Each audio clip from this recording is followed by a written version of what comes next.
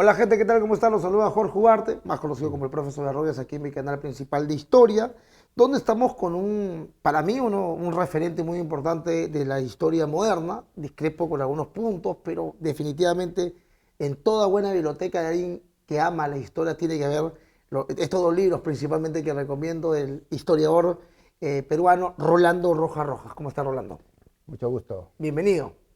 Tienes aquí tus dos libros. Tú estudiaste, tienes un doctorado en México. Cuéntanos un poco y también eres egresado de la Universidad San Marcos. Sí, yo estudié historia en la Universidad San Marcos y luego hice una maestría ahí también y finalmente hice un doctorado en el Colegio de México, que es como una suerte de institución de alto nivel en la que hay doctorados y maestrías para extranjeros y también para nacionales mexicanos, ¿no? Vamos a dedicarle un breve Mm. tiempo porque a mí me importa más este personaje que vamos a hablar hoy, que es Ok. Velasco. Ustedes saben el cariño que le tengo. Pero este libro me gustó mucho, ¿ah? Y lo recomiendo. ¿Ah? Cómo matar a un presidente, para aquellos conspiranoicos justamente en la actualidad. Y habla del asesinato de Bernardo Monteagudo, que no fue presidente, pero que vino con San Martín, que era un delincuente para algunos, no sé cómo tú lo veas. Manuel Pardo, que lo matan no durante su gobierno, Ujú. ¿verdad? Y Sánchez Cerro, ¿no? Sí. Que estuvo el APRA detrás. Cuéntanos un poquito de este libro primero. Sí, o sea, bueno, el libro tiene una propuesta en realidad de mirar a través de estos asesinatos políticos, mirar desde un punto de vista singular la historia política peruana, ¿no?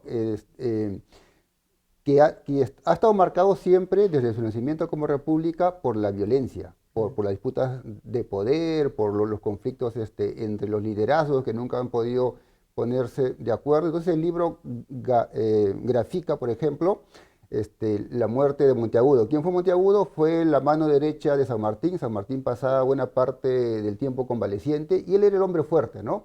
Los viajeros, los militares, o sea, los ingleses que vienen al Perú, ellos cuentan que con quien hay que hablar para asuntos de Estado es con Monteagudo, más que con San Martín. Entonces, el peso que tiene él.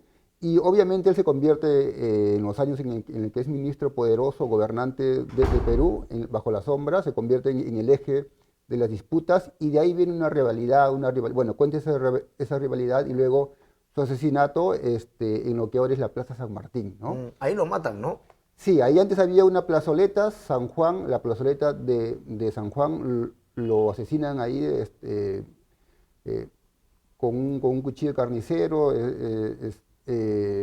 y al parecer pues todo apunta a nuestro prócer Faustino Sánchez Carrión, ¿no? Faustino Sánchez Carrero. Y con respecto a Manuel Pardo, brevemente también. Ah, la de Manuel Pardo es también un asesinato interesante porque probablemente Manuel Pardo, bueno, en su caso, a él le intentan matar antes, ¿no? O sea, hay un intento Mm. de matarlo cuando él es todavía presidente.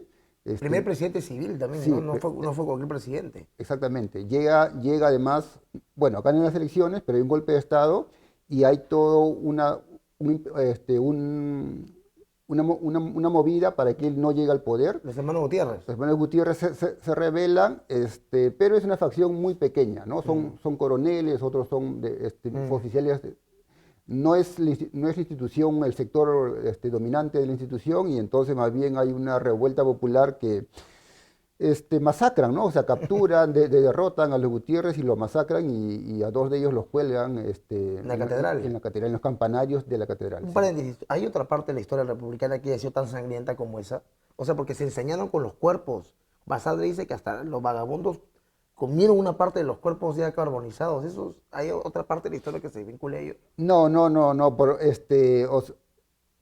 en este caso, o sea, es como una cosa muy excepcional porque los actores políticos, o sea, los que actúan, es la muchedumbre, ¿no? Y Mm, entonces hay un gran descontrol. mm, Y los, digamos, los políticos y los mandos militares toleran esta mm. revuelta. En realidad, esta revuelta solo se podía parar con más sangre, pero bueno, se tolera de tal manera que se llega a estas, o sea, a esta situación que es muy singular en la historia Sí. peruana. Y bueno, entonces Manuel Pardo muere en el 77 o 76. 78, 78. 78, sí. Perfecto. Un año antes de que estalle la guerra del Meses Pacífico. antes, ¿no? Meses antes. Él lo asesinan en noviembre. Ah, Él bueno. estaba exiliado en Chile en Chile, es elegido senador y presidente de la Cámara de Senadores y regresa, no podía regresar antes, ¿no? Estaba perseguido por una conspiración contra Prado. Él regresa ya, digamos, rehabilitado por el voto popular, regresa, asume la presidencia del Senado, pero sus enemigos políticos, entre ellos los pirolistas, ya estaban conspirando y organizando pues, su asesinato, ¿no? Finalmente lo asesina cuando él está entrando al Senado, que lo que ahora es el Museo de la Inquisición. Él está ingresando para cumplir sus funciones, y el mando y la Guardia de Honor, que son oficiales del ejército, uno de ellos, Melchor Montoya, le da un disparo por la espalda y lo hiere gravemente, ¿no? Poco después muere desangrado. Sí. Ahora, para agregar algo sobre Pardo, que la gente pueda conocer, es el responsable del famoso tratado secreto entre Bolivia y Perú y de la estatización del salitre del 75 también, ¿no? Sí, Pardo tiene, bueno, ha dejado como presidente, nos dejó dos problemas, ¿no? Nos colocó en una situación, claro, él, para ser justos, él tenía una visión de enfriar la situación, o sea, la guerra se preveía y él está jugando más bien a desactivar las bombas, ¿no? Y la forma de desactivar era pues una alianza con Bolivia y con Argentina. Se hace la alianza con Bolivia, con Argentina, solo llegan diputados, en senadores se la demora. Ahí hay un juego un poco... Bolivia no quiso nunca que entrara a Argentina, en realidad, ¿no? No, sí, o sea, sí, el plan era eso. Lo que pasa es que los argentinos tenían un problema de límites con la Patagonia, con Chile, y ellos utilizan eso, y eso está relatado en los partes diplomáticos, ¿no?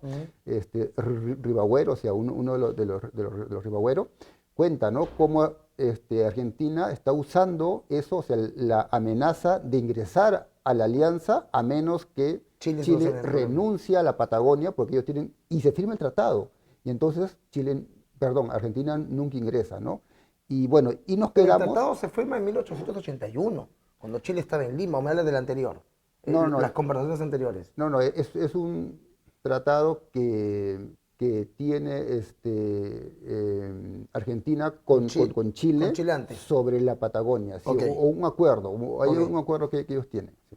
Ok, y para terminar con tu libro, que de verdad lo recomiendo, es un librazo, es pequeño, es un libro pequeño, y que el que más me ha llamado la atención es Sánchez Cerro, ¿no? Porque Sánchez Cerro es un presidente bastante polémico, amado, odiado, es el prototipo de peruano, un cholo moreno, ¿no? Medio atiznado incluso, mucho antes que Toledo, pues no, Toledo no ha sido el primero que nos ha gobernado cholo peruano. ¿Es verdad que el APRA estuvo detrás de la muerte y del asesinato? Sí, lo ha reconocido el propio Armando Villanueva, ¿no? O sea, un sector del APRA. Es, digamos, probablemente el hecho político más polémico, porque tenemos como presidente, mira, paradójicamente, tenemos a alguien en efecto, alguien que viene más bien del mundo popular y que representa étnicamente más bien a lo cholo o a lo andino en el Perú, pero es un hombre de derecha, ojo, es un hombre... ¿Tú lo consideras a él de derecha? Claro. ¿No era proteccionista? No, él tiene una alianza con la oligarquía. O sea, en ese momento hay una situación siguiente, ¿no?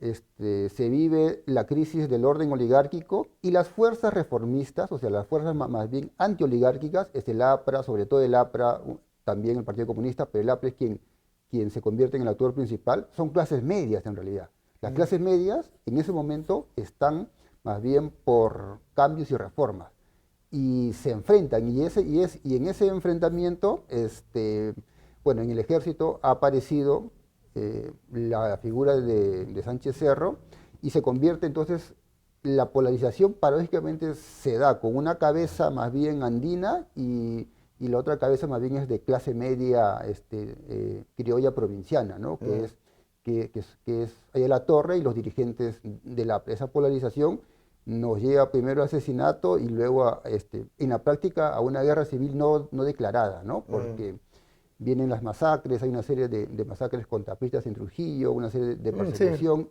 y de actos también que en la época se consideraron de terrorismo contra el ejército y contra las autoridades, ¿no? El propio asesinato de Sánchez Cerro es parte de esas disputas. Rolando, tú hablaste de política y me has provocado una pregunta.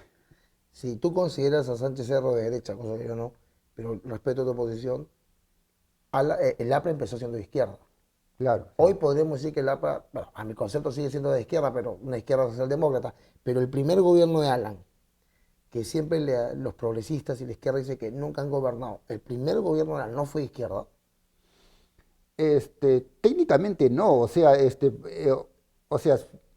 el primer gobierno de Alan fue un gobierno socialdemócrata de acuerdo a las corrientes de la época, ¿no? Él está pensando en el estado de De bienestar.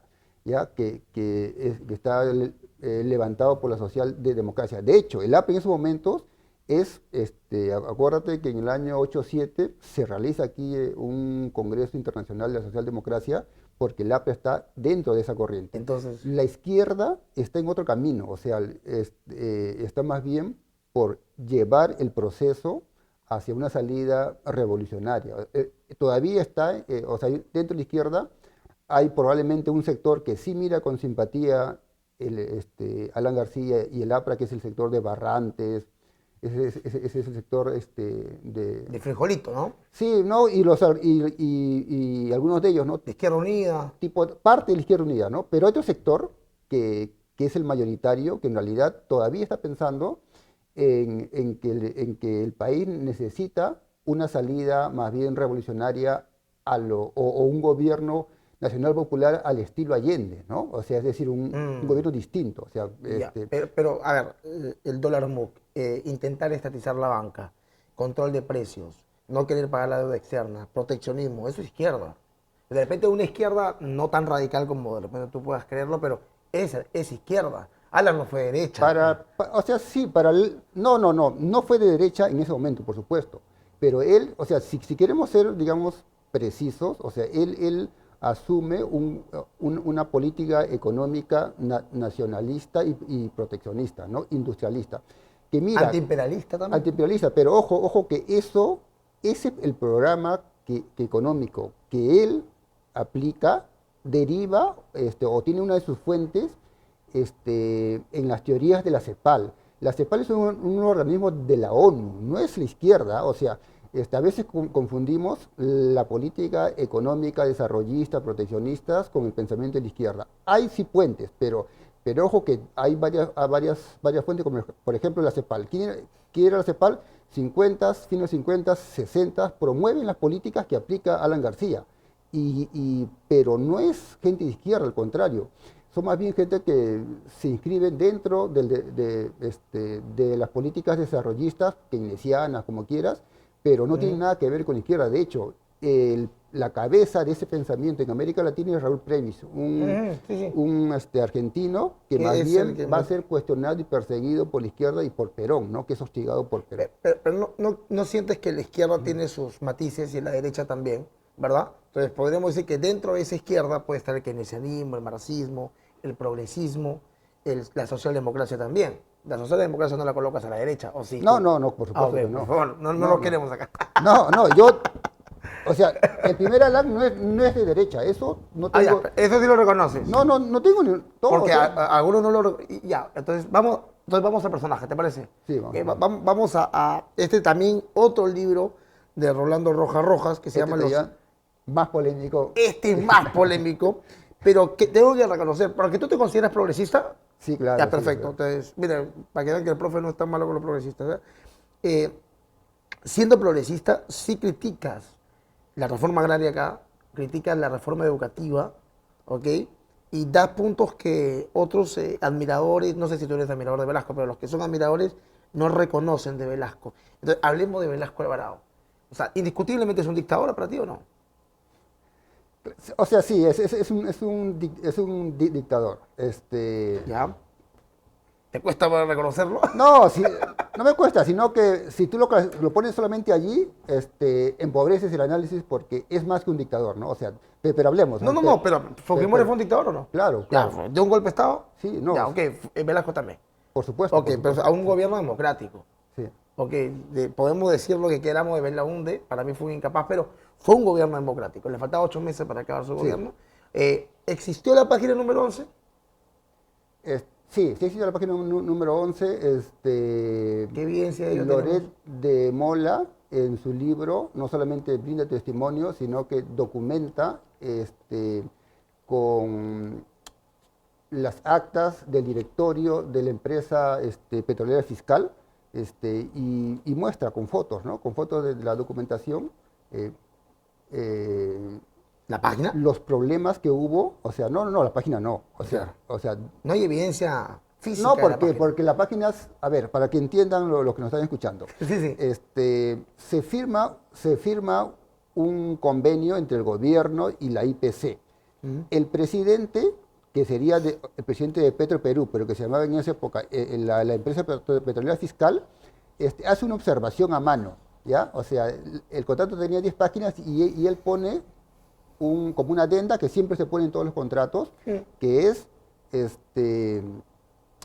la fórmula que va a pagar la empresa, perdón, sí, La International que va a Petroleum pagar, Company. porque la International se crea la refinería, los yacimientos pasan al Perú, entonces el Perú extrae, pero no tiene refinería, se la tiene que vender a Talar, a la IPC. Pero para que no salga perjudicado el Estado, hay una fórmula que él la pone a mano y debajo de esa firma, ¿ya?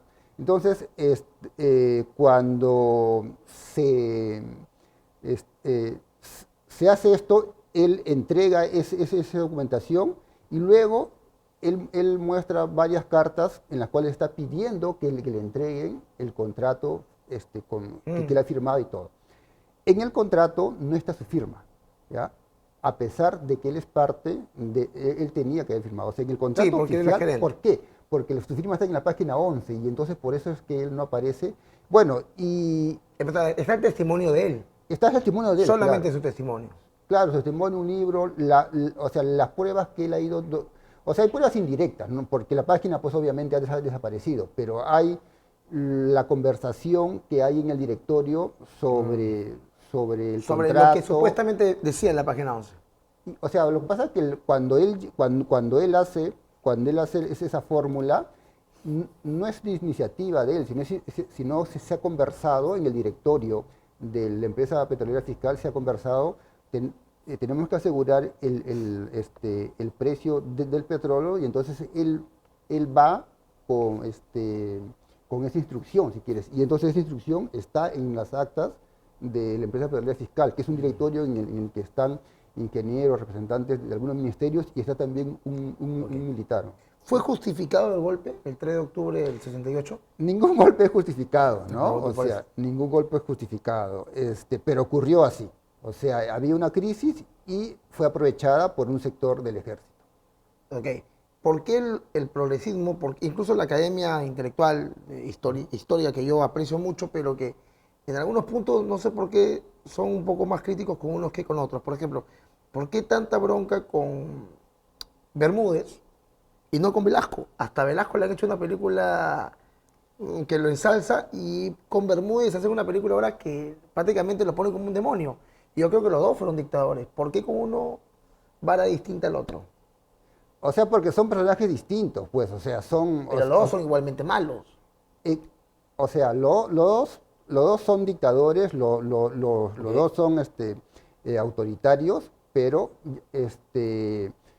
los procesos que inician o los procesos que llevan a cabo son muy distintos y tienen efectos muy distintos. Entonces, ¿por qué somos, digamos, más condescendientes con Velasco? Porque en esos momentos, o sea, pero no solamente se es condescendiente, digamos, si quieres yo mismo, ¿no? O los historiadores o la academia, sino que en la época, en esos momentos en los que ocurren los hechos, la sociedad peruana es condescendiente con Velasco. Mira, la reforma agraria. La reforma agraria no es una invención De Velasco. de Velasco. La reforma agraria se había intentado hacer con Prado. Prado nombra a quién? A Pedro Beltrán, que Dicho es sea un, paso, ¿qué opina de Beltrán, que rapidito? es un personaje, probablemente Beltrán haya sido el pensador más serio, ¿no? De derecha, un liberal, un adelantado al neoliberalismo, ¿no?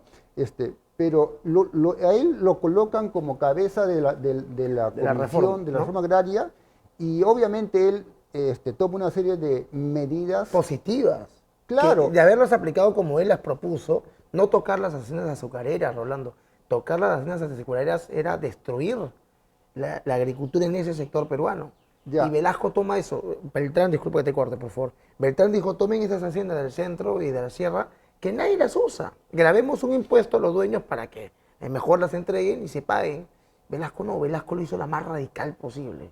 Ya, a ver, hablemos de eso. Mire, Ya, vamos. a ver, porque es importante que se entienda la complejidad del tema. Pedro Beltrán tiene un proyecto que es muy serio y muy técnico desde su punto de vista, pero que políticamente y socialmente, porque el problema no solamente es un problema económico, estimado. Mira, ¿cuál era la vía beltranista de la reforma agraria? La vía beltranista de la reforma agraria era básicamente gravar impuestos a la tierra improductiva, a la tierra que no se trabajaba. Las haciendas eran enormes, bueno, habían de todo tamaño, pero había muchas haciendas enormes que parte de las tierras no las tenían trabajadas. Simplemente habían monopolizado porque en el futuro pues podría con inversiones, pero había tierras sin trabajar y había de otro lado campesinos sin tierra. Entonces la visión de Pedro Beltrán es gravar, o sea, ponerle un impuesto a las tierras no trabajadas y obligar de esta manera al hacendado a que esto lo venda, lo renta, haga algo, o sea, lo haga producir. Su intención era buena, o sea, que esto se vendiera y se creara en el Perú un mercado de tierras, que no había. ¿Por qué? Porque la tierra estaba pues muy controlada, muy monopolizada en pocas manos. Ahora, el problema es que esta medida era muy lenta, muy larga, muy en la práctica inoperante y los resultados que tiene es que no se afecta, además porque llevar a cabo, o sea, había una serie de cosas que él había puesto, como por ejemplo, destinar un presupuesto público porque esas tierras no se van a estatizar sin compensación económica. Sí, claro. Entonces tú necesitas una caja, depende, tu estatización depende de Pagarle claro, al entonces, dueño lo que cuesta. Entonces, camina de acuerdo a tu presupuesto. Entonces, todo esto lo hacía de una lentitud que, si no recuerdo bien, no se afecta ni el 1 ni el 2% de tierras previstas de ser afectadas y por lo tanto el problema no se resuelve. ¿Ya? El drama del Perú, donde Velasco es uno de los actores, es que este problema, porque estamos teniendo, ahí lo cuento rápidamente. Sí, y lo cuentas muy bien, ¿ah? Estamos teniendo una serie de movimientos campesinos. En Cusco principalmente, En ¿no? Cusco principalmente, con Hugo Blanco, los campesinos de la convención. Dicho de paso, de ahí es mi familia y por eso yo conozco. Ellos tuvieron las tierras directamente, a la diferencia con Velasco que con cooperativas, claro, ¿no? Claro, exactamente. O sea, con Godoy, ¿no? Pérez Godoy, mira, a ver, rápidamente, en la convención hay haciendas de café, hay campesinos que trabajan la tierra y en ciertos momentos esos campesinos acumulan porque tienen, pues el café tiene un alto precio, casi están cumpliendo en clase media y hay un conflicto porque el hacendado quiere expulsar a los campesinos de las tierras que les ha alquilado, que les ha arrendado, ¿no? Bueno, el asunto es que se forman movimientos campesinos que al contrario, más bien toman las tierras y expulsan a los hacendados y hacen una reforma agraria desde abajo. Esto estamos hablando en el año 61, ya 61, sí, 62. Cuando se da el golpe de Estado de la Junta Militar, ha cambiado la visión de un sector del ejército sobre el problema de la tierra y sobre otros problemas del país.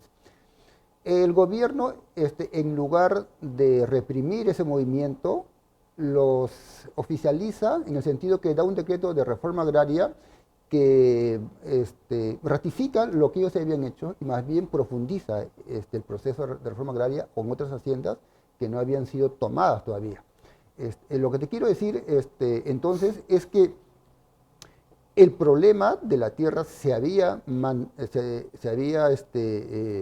mantenido, estaba todavía pendiente, y así como en la convención, en otros lugares del De Perú. Perú, este, en Junín, en Cerro de Pasco, había una serie de oleadas En por Apurímac hubo una muy fuerte, ¿no? Tomaron creo que tierras que no, bueno, o sea, hay una situación que nos puede llevar hacia la violencia y a que sobre eso se monte la izquierda insurreccional, que de hecho lo intenta hacer en el Cusco, pero fracasa.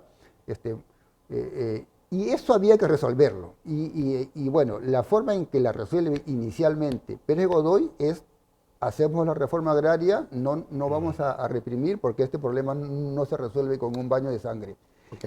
Y luego se supone que Belaúnde debió de haber llevado a cabo la reforma agraria, pero ya como cuento en el La libro, coalición 1A, pero tampoco lo permitió mucho, ¿no? no lo permite,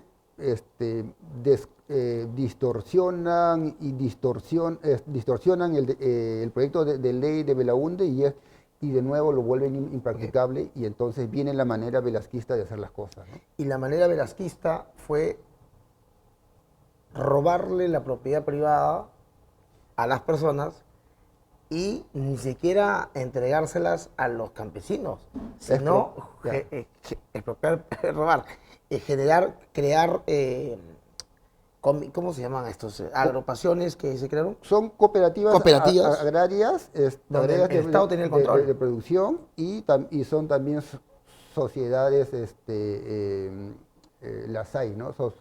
Sociedades anónimas, o sociedades agrícolas de interés social, ¿no? Ok, pero no es que se las quitó al latifundista No, y se las entregó al campesino. no, O sea, no. lo que hizo Velasco fue, a mi juicio, puedes tú de repente discutirlo, pero robarle su propiedad al dueño legítimo y quedárselas al Estado. Porque recién a finales de los 80 y principios de los 90 el campesino va a poder tener una parcela para sí. Sí. ¿Fue una buena reforma entonces? O sea, fue una reforma que ocurrió con sus resplandores y sus oscuridades, ¿no? Mira, lo que hizo Velasco es lo que en chiquito ya estaba haciendo Beltrán, o sea, la derecha, porque ¿qué cosa hizo Beltrán? También su ley también expropiaba, pero claro, o sea, de otra manera, pagaba. El problema con Velasco es que él hace lo mismo que hace Beltrán, pero en grande, pero claro, no les entrega dinero en efectivo, o les entrega bonos. Nunca se paga. Eh, eh, En el 79, con la constitución del 79, a ver, se mira, logra abolir la los deuda. bonos. Los bonos se pagaban a plazos.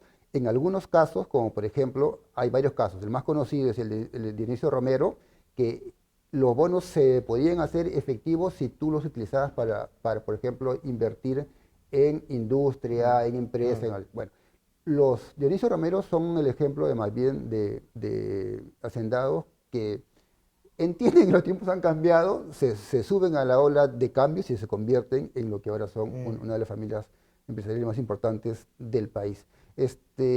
O sea, hay un problema con los bonos, es cierto, o sea, no, o sea, incluso hasta hoy, ¿no? Esos bonos finalmente, o sea, los bonos después del 73, o sea, cuando viene la crisis internacional y empieza una recesión lenta, y que luego se pone terrible en los 80, los bonos no se pueden pagar no solamente bonos agrarios, ¿no? La deuda externa, ¿no? O sea, no, le incumplimos tanto afuera como hacia adentro. La quintuplicó también Velasco. Sí, sí, en efecto. No me acuerdo si la multiplicó, pero sí la aumenta, porque recurrimos mucho Contreras lo dice, ya, Contreras da datos acá. recurrimos mucho al endeudamiento internacional. Pero bueno, Eso me parece curioso, disculpa que te corté. sí. Un gobierno pro-nacionalista, antiimperialista, se presta plata de afuera. No, es que nos prestábamos de la banca internacional privada, o sea, pero poco. En realidad, buena parte de la deuda viene de crédito para armas, por ejemplo, Tanques rusos o soviéticos. soviéticos, y también porque importamos trigo, una serie de cosas que se importan a través de crédito, ¿ya? Yo quiero hacer una pregunta, porque esto es lo que muchos progresistas defienden. si ustedes protegen, ¿por qué te ríes? Si tú proteges la industria nacional Ya. y le subes los aranceles a los productos que vienen de afuera, Ajá. entonces lo que va a pasar es que los productos de afuera no se van a comprar y te quedas con la demanda interna. Sí, sí, Y si no tienes una producción masiva que cubra la demanda de todos, los productos van a escasear. Y sí, por claro. consecuencia, el precio va a subir. Eso es 2 más 2 es 4, ¿ah? O sea, Sí. no es tan complicado. ¿Por qué siguen insistiendo en el proteccionismo muchos progresistas? Ahora no creo que nadie, ¿no? No, por ahí hay algunos O todavía. por ahí puede ser, pero digamos la izquierda o el progresismo ahora no piensa volver a o sea, no piensa en lo de Velasco, ¿no?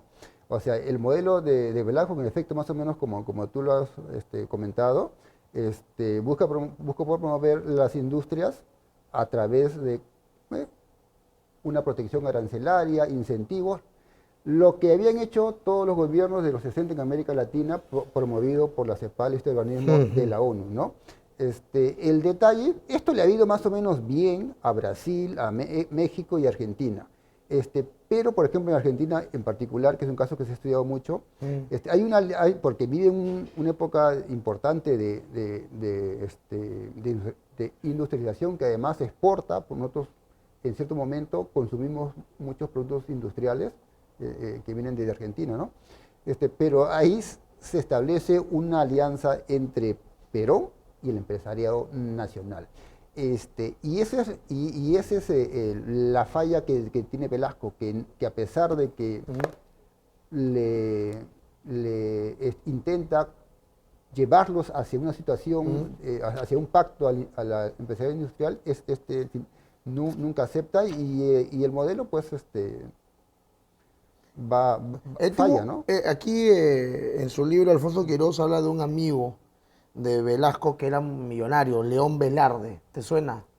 Sí. León Velarde, que era muy amigo y que a él no lo expropió, a él no lo molestó, a él no lo... Incluso Alfonso Quiroz, que es una fuente que no podríamos decir que derecha, porque bueno, hasta ha criticado fuertemente a, ¿no? A otros gobiernos. Claro, Velasco tuvo sus favoritos, ¿no? Tuvo gente también a la que no tocó. Sí, es verdad. Hay algunos casos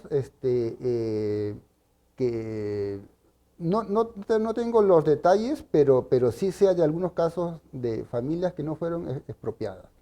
Este, por, por, Recuerdo uno en particular por la esposa, ¿ya? En las que ella interviene y hay una hacienda aquí, creo que por Lurín y por Pachamamac, que no va a ser expropiada Mm. gracias a la intervención de ella, ¿no? Pero en general, las expropiaciones sí fueron masivas, ¿no? Ahora, y Bermúdez siguió expropiando. Claro, Bermúdez en sus primeros 6 meses expropió más que Velasco, incluso porque había un tope, si no me equivoco, 150 hectáreas y Sí, Bermúdez lo bajó 50 creo, ¿no? la baja y entonces ahí boom, se hace. Entonces eso significa que se abarca a propiedades que nunca había tocado Velasco, ¿no? Ahora, una consulta. Los 7 años de Velasco produjo, además de los demás años que vienen desarrollistas del 62 al 80, una crisis económica en el Perú terrible. Ok, hay aspectos internacionales que van también a influir. Pero a ver, la inflación, el tema que el Banco Central puede emitir deuda para pagar la deuda que tiene el Estado, todo eso nos llevó a una crisis terrible. Yo responsabilizo a Velasco. Yo sé que de repente tú no. Pero esta es una pregunta así que te puede poner en apuros. Pero entre Velasco y Fujimori, los dos fueron polémicos. ¿Ok? Los dos hicieron reformas. ¿Ok? Tu amigo Jaime Altavos, creo que no es tu amigo, pero te lo digo porque él escribió un libro de la Revolución Sí, Capitalista. sí, ¿Ok? claro. ¿Quién le hizo más bien al Perú? ¿Velasco o Fujimori? ¿La reforma de Velasco o la reforma de Fujimori? A ver, Fujimori es un dictador también, ojo. sí, claro. O sea, es que yo no lo pondría así como quién hizo bien y quién hizo mal, porque como los personajes son muy complejos, o sea, como te das cuenta, estoy rehuyendo la pregunta, ¿no? Sí me doy cuenta. Este, eh, o sea, mira, hay una serie, lo que yo sí puedo decir es que hay una serie de problemas sociales y económicos en la época de Velasco que diferentes actores sociales y políticos están tratando de resolver y que no pueden ponerse de acuerdo y él asume y ahí lo digo en el libro, él asume que esos problemas los tiene que resolver alguien. Y cuando ellos observan los militares, en el caso de la convención, que los problemas se pueden resolver desde abajo y eso puede llevar a proyectos insurgentes, entonces ellos entienden que quien tiene que asumir la resolución de los problemas es el Estado. Y como no lo pueden resolver en ese caso los actores políticos del momento, lo decide hacer un sector de manera autoritaria, por la vía autoritaria, Velasco. En ese sentido, Velasco, digamos, cumple un papel, si tú quieres, entre comillas, de ayuda a salir de un cierto entrampamiento, ¿ya? Okay. La situación de Fujimori es muy distinta, porque Fujimori no encuentra problemas de la magnitud que tiene Velasco, porque de alguna manera él las ha resuelto. Espérate. Okay. Él se encuentra otro tipo de problemas, problemas que son básicamente dos, ¿no? Económicos y problemas de violencia. Y entonces es difícil compararlos porque Fujimori también, a la manera, si quieres, fujimorista, voy a tratar de ser lo más ponderado posible, ¿no? Así como Velasco tiene unas ciertas maneras de hacer las cosas, Fujimori también tiene unas ciertas maneras de hacer las cosas. Y mira, sí, o sea, Fujimori sabe resolver un problema que es el problema de la inflación, ¿no? En 4 meses lo resolvió. De poco agosto más, a diciembre. ¿no? O sea, digamos que agosto 17.000, diciembre 35%. Es automático casi. sí, o sea, ojo que, mira, aquí te la voy a devolver, ¿no? Porque cuando se hace el shock, Fujimori lo hace primero en su etapa democrática y lo hace con ministros de izquierda. La izquierda está de acuerdo con el shock. La izquierda participa del gobierno de Fujimori. O sea, Claro, claro. Por eso es que, es más, hay una entrevista... Por eso que la izquierda es responsable de que Fujimori llegó al poder. En la que Ugarteche, sí, claro, o sea, pero no es responsable del golpe de Estado, ¿no? No, Ya, pero okay. sí de haberlo Pero colocado. mira, hay ahí. una entrevista en la que Ugarteche cuenta cómo los economistas de izquierda participan porque hay un equipo económico de la izquierda que participa en la elaboración de un shock, pero por supuesto no un shock como el que finalmente se lleva a cabo, sino un shock con compensaciones, con una serie de otras medidas para que esto no se descargue sobre la población, bueno, pero participa, ¿no? Entonces, si te das cuenta, los problemas económicos se empiezan a resolver antes, no necesitan de... Me agrada porque a mí no se ha reconocido, o sea, en los 90 la izquierda no votó por Mario Vargas Llosa en la segunda vuelta. No, claro. O sea, votó por Fujimori. Sí. Entonces, si a alguien tenemos que achacarle la responsabilidad de que Fujimori no haya dado el golpe, sino que Fujimori haya llegado al poder, es a la izquierda. No, pues... Igual no, que ahora que o sea, Pedro Castillo esté en el poder, es culpa de la izquierda, no es culpa de la derecha.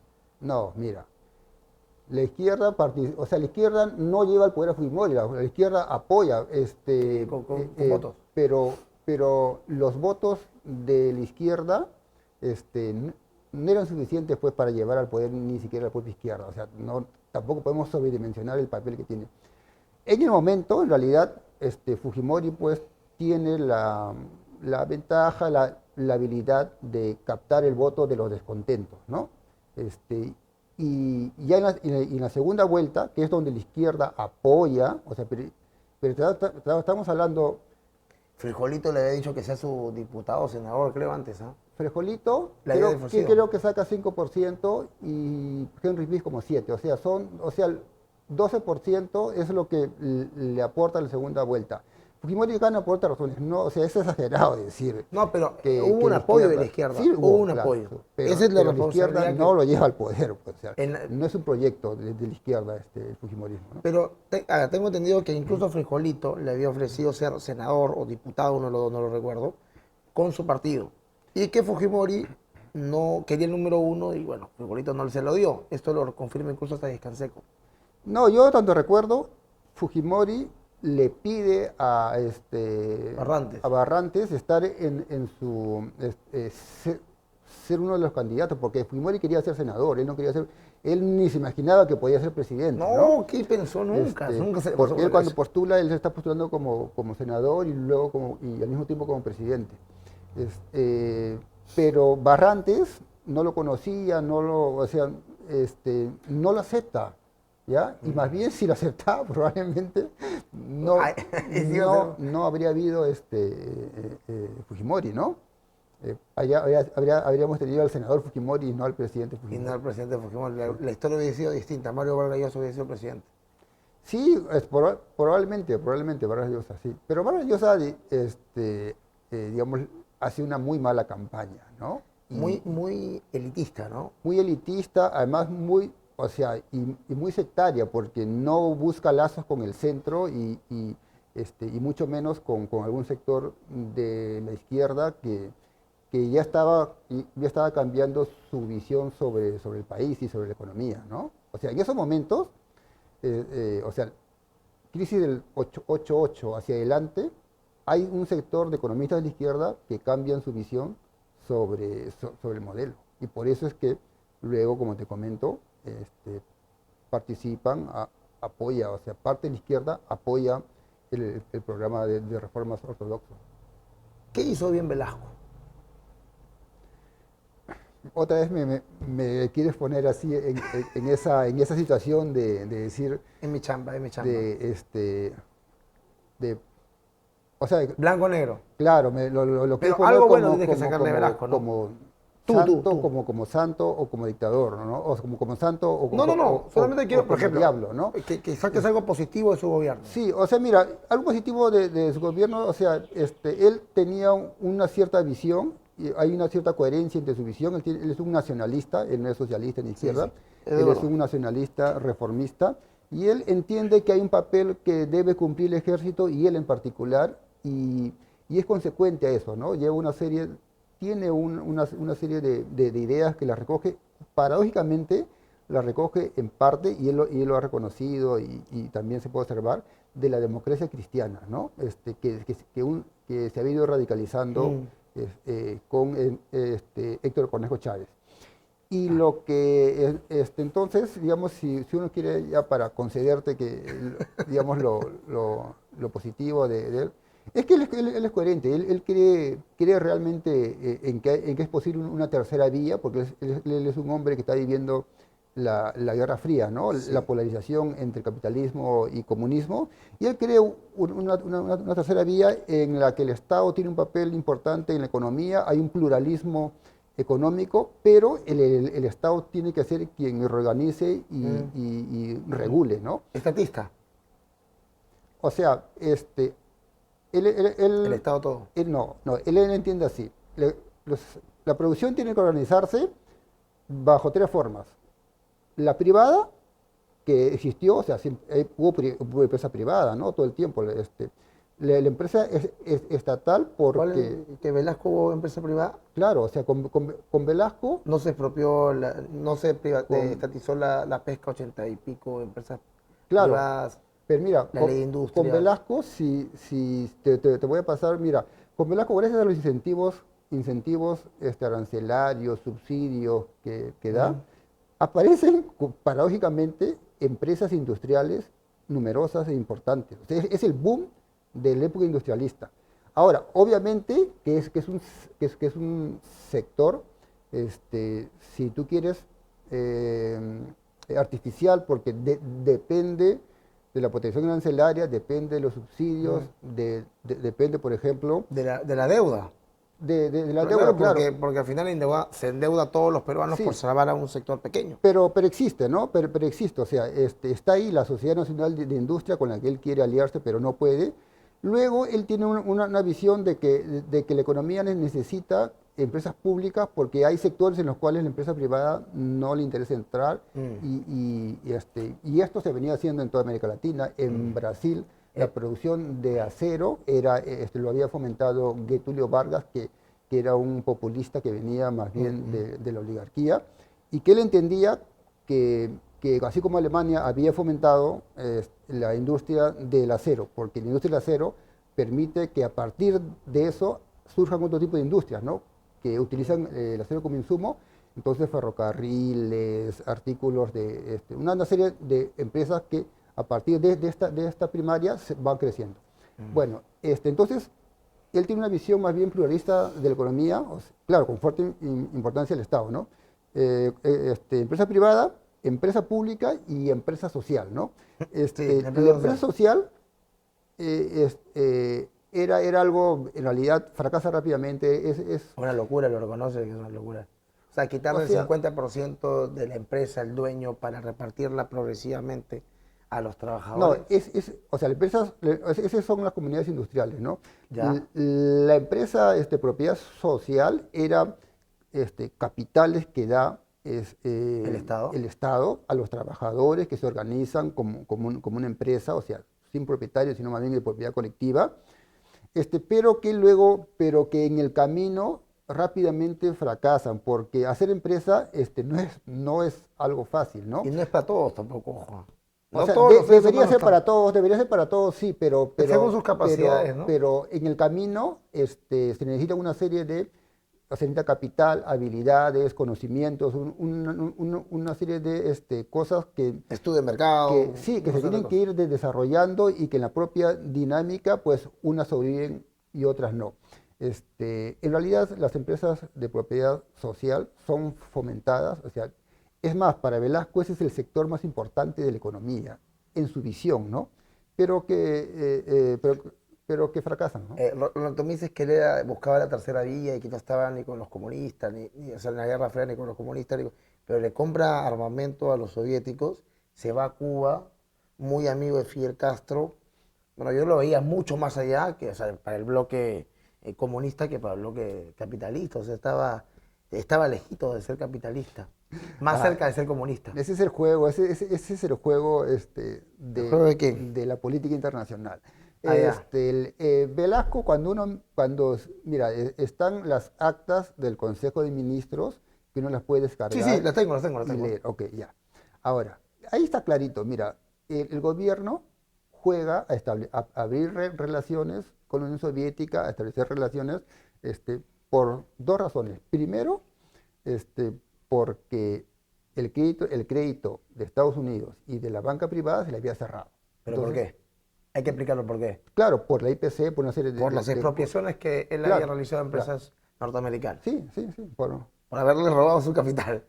por haber expropiado, ¿no? Pero expropiar, ¿qué es, Rolando, para ti? Con O toda sea, honestidad, somos gente inteligente. Expropiar es cuando el Estado viene y te dice, esto ya no es tuyo, esto a partir de ahora es mío. claro. Y me cierro en pagarte, no te quiero Ah, pagar. no, Y pues, él tuvo que intervenir el o gobierno sea, norteamericano, si no, no le pagaban a los propietarios de las empresas que expropió Velasco.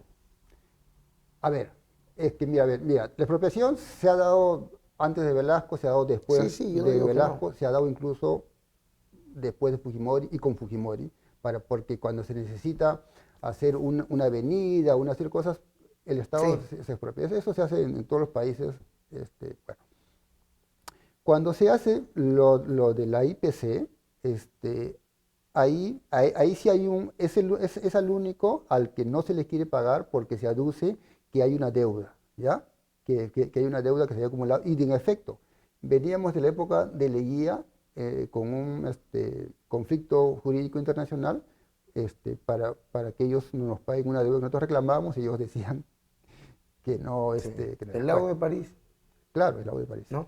Sí. Ahora,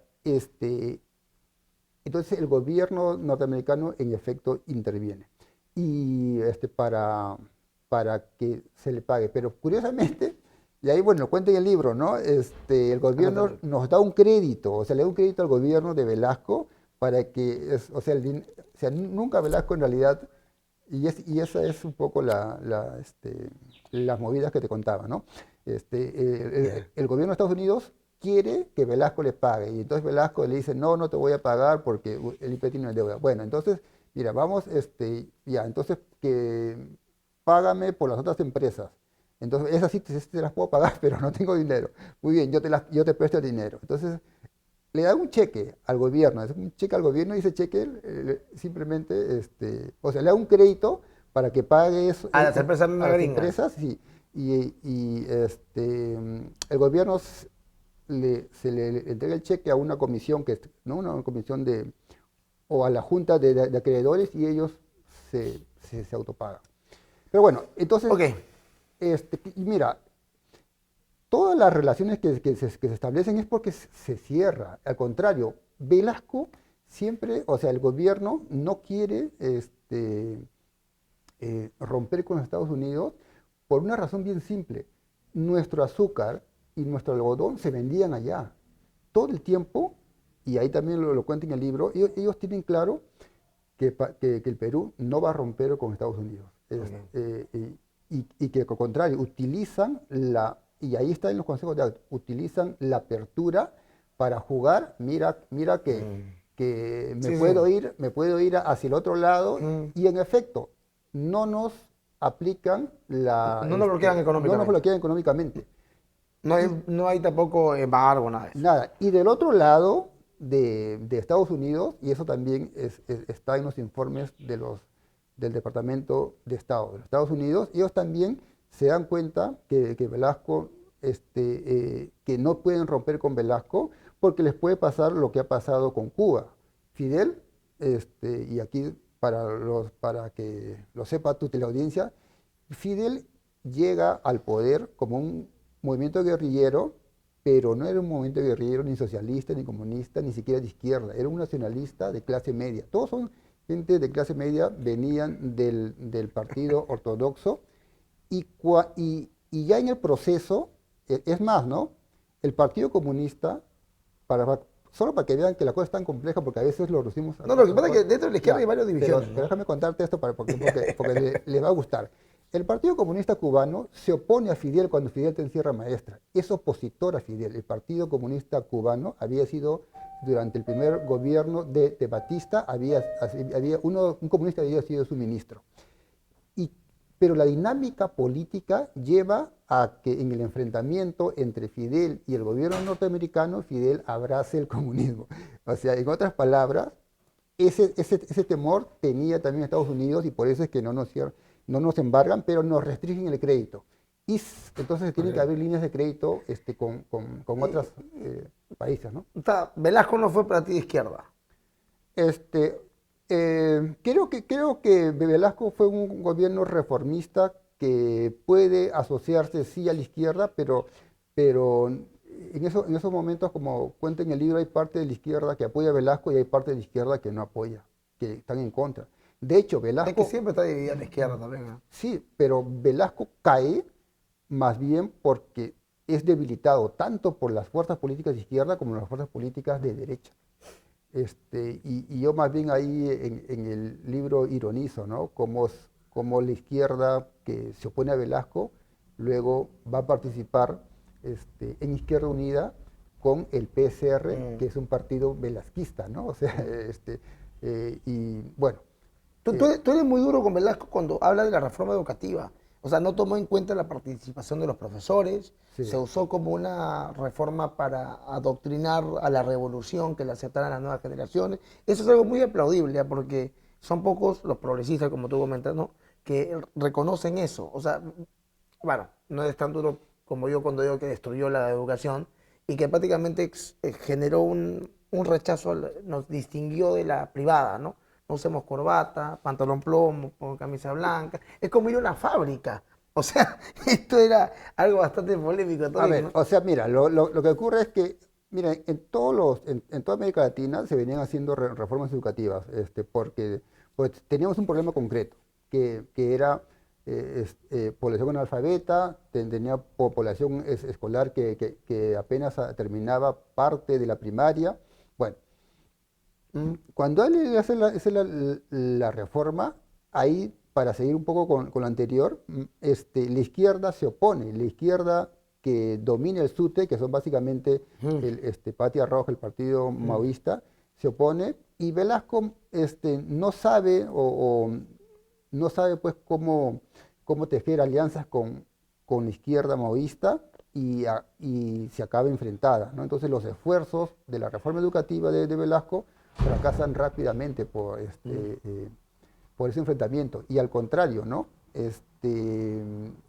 Esos conflictos llevan a que, ahí lo digo en el libro, llevan a que aparezca el SUTEP, a Mm. que más bien se unifique los maestros y sean la principal organización opositora al gobierno de Velasco. El SUTEP de la izquierda movista de Patria Roja, es el principal opositor a Velasco Ah, en las calles, porque no había otro, ni el APRA claro. ni la derecha le hacía movilizaciones a Velasco, solo el SUTEP.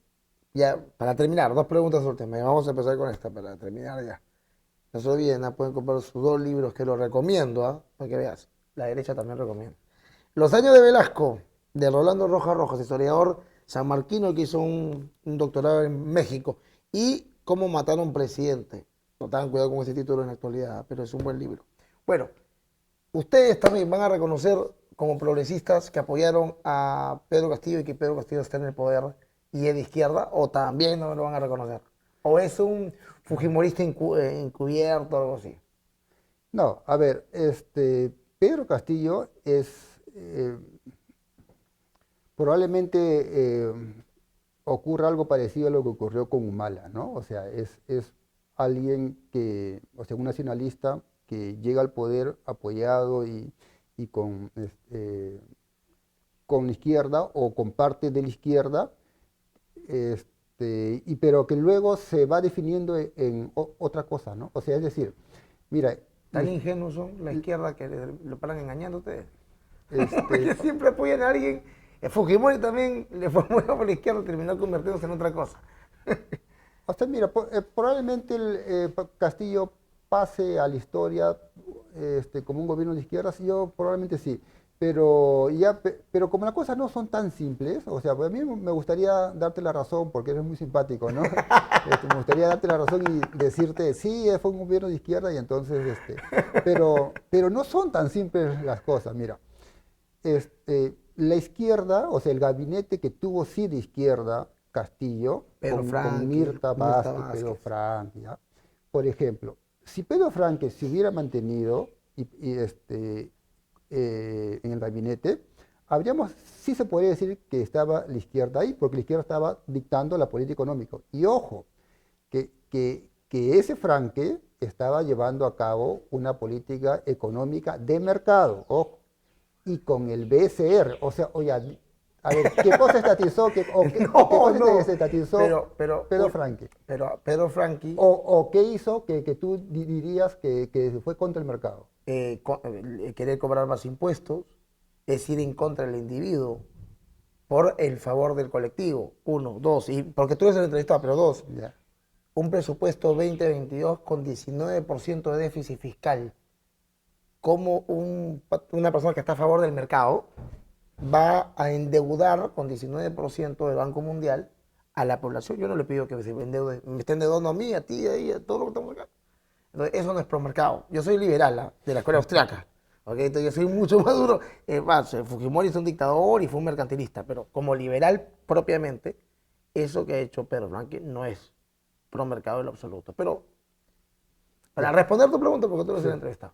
Sí, o sea, mira, lo que quiero decir es que en cierto, o sea, el gobierno de Pedro. Castillo es un gobierno en el que ha tenido, digamos, momentos o fases en el que sí se puede decir que la izquierda ha estado gobernando, como, digamos, institucionalmente, pero en la actualidad, para mí es mucho más complejo, ¿no? Pero no es derecha tampoco. No es de derecha, ¿no? O sea, porque lamentablemente el espectro político va más allá siempre de izquierda y derecha. Velasco, por ejemplo, no era tampoco un gobierno totalmente de izquierda o podemos asignarlo a la derecha, ¿no? Era un gobierno nacionalista. Eh, Vamos a ver qué pasa con Castillo, Ok, o sea, todavía hacia falta. dónde se va moviendo, ¿no? Pero inicialmente te concedo que tiene fases de izquierda, pero ojo que Pedro Franque no hizo ninguna gran reforma estatista Ok. No, y, tampoco fue y- tan... y hasta donde recuerdo tampoco llegó a presentar un proyecto de incremento de impuestos porque duró muy poco. Pero eso lo propuso. No, Le hincaba el ojo y le ardía le él, hincaba el hígado, le picaba el ojo, creo. él estaba pensando, por ejemplo, más que, a ver, y lo que sí recuerdo es que él, porque es una propuesta que viene de la izquierda desde hace tiempo, es que hay contratos de estabilidad, de estabilidad tributaria que se han hecho, pero que en coyunturas de alza de precios, los países todos, esto no es un invento de la izquierda, lo ha hecho la derecha, lo ha hecho renegocian los impuestos, no aumentando, sino gravando la ganancia extraordinaria, que no deriva de inversión, de eficiencia, sino deriva porque el precio del cobre ha subido. Si el precio del cobre está a $1, sube a 5, ¿por qué solamente se va a beneficiar la empresa si el dueño de ese bien es el Estado? Si tú dices, esta es una pregunta adicional porque tenemos que acabar, pero está muy buena la conversación. Si tú dices que no es totalmente izquierda, él tampoco al principio le da matices, ¿quién se fue de derecha para ti? O ahí sí la tienes clara. Ahí sí. Por supuesto, ahí es más fácil. evidente, ¿no? O sea, Fujimori, ¿no? Fujimori fue de derecha. Fujimori, claro. ¿Quién más? O sea, el empresariado, o sea, todos se sumaron, ¿no? Alan García, por ejemplo, ¿no? ¿Alan García cuál? Alan García 2, ¿no? El del 2006 al 2011. Claro, sí. Yo lo pongo incluso, por ahí en un artículo, yo lo coloco incluso más a la derecha, Alan, que a... ¿Que a Fujimori? Perdón, que Que a Toledo. Ah, que a Que a Toledo. Toledo, sí. Toledo fue de su línea usted. No, o sea, Toledo fue un gobierno... Verdad. También ustedes son responsables de Toledo. Pues. Eso Claro, pues Toledo, la marcha de los 4 suyos contra Fujimori, Paniagua, que tiene que ver, la izquierda ya no existía. Cuando ya No existía. llega Toledo al poder, prácticamente ya es la izquierda apenas participa con Ok. uno u otro. Vamos a la última ministro, ¿no? pregunta. La última pregunta. Y tu apreciación sobre alguien que admira a Velasco, admira a Cáceres, al gran nacionalista, ya sabes quién estoy hablando, y que yo no tengo dudas de que puede ser presidente del Perú. Sería un escándalo a mi juicio. Pero Ya. sería más radical que Velasco todavía. De repente algo que a No. usted le parece que sería bueno. Hablo Antauro Humala. ¿Qué opina de él? Porque nacionalizar, habla de antichileno, una serie de cosas bárbaras. A ver, voy a hacer dos comentarios. Ya. Uno, primero, que es una tendencia autoritaria nueva en el Perú, con la que hay que tener, creo que, mucho cuidado. O sea, tenemos otros problemas en el sistema democrático, y Antauro va, creo yo, nos va a devolver otra vez hacia hacia una salida autoritaria, nacionalista, etnocacerista, muy particular, que combina cosas que incluso para concederte, porque eres muy simpático, combina cosas que vienen de la izquierda y de la derecha, ¿no? Ok. Y del fascismo. Entonces, por ahí yo diría que hay un peligro que no ayuda a la democracia, lamentablemente. Estamos en tiempos terribles, tanto para la democracia como para la política peruana, ¿no? Ahora, en segundo lugar, si es que llega al poder, yo realmente pienso que Antauro rápidamente va a irse moderando y... Hace como mala, tú dices, Sí. se va a caviarizar. A ti no te gusta la palabra caviar, O obviamente. sea, sí, o sea,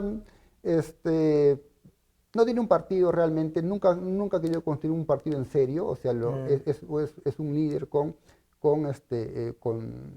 sí, un cierto apoyo de bases populares. No sabemos, mira, yo dudo, o sea, dudo que llegue al poder. Es posible, sí, ¿ya? No me gustaría, o sea, yo creo en las instituciones, o sea, en instituciones partidarias, Sí. con programa, con liderazgos, que lamentablemente no existe. Eso es lo más democrático, porque canaliza institucionalmente las diversas demandas e intereses de la sociedad.